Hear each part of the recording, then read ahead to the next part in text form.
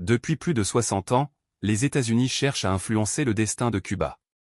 Avec le retour de Donald Trump à la Maison-Blanche, la pression sur la Havane s'est à nouveau intensifiée. Mais une question demeure, que veut réellement Washington de Cuba?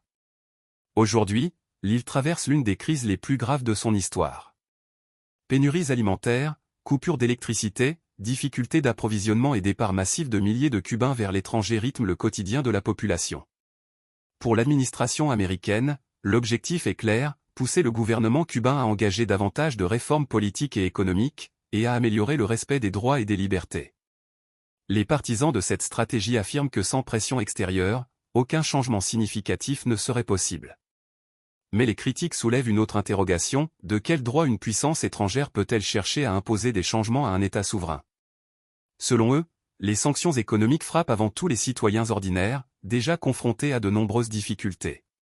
Derrière cette confrontation se cache une longue histoire faite de révolutions, de guerres froides, de rivalités idéologiques et d'intérêts stratégiques.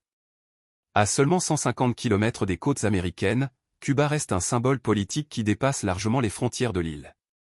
Alors, la pression exercée par Donald Trump est-elle un moyen légitime de favoriser le changement politique? Ou constitue-t-elle une forme d'ingérence qui aggrave les souffrances du peuple cubain? Une chose est certaine, pendant que Washington et la Havane s'affrontent, ce sont des millions de Cubains qui vivent chaque jour les conséquences de cette confrontation. Le débat reste ouvert et à vous d'en juger. Abonnez-vous à Large Écho pour votre droit à l'information.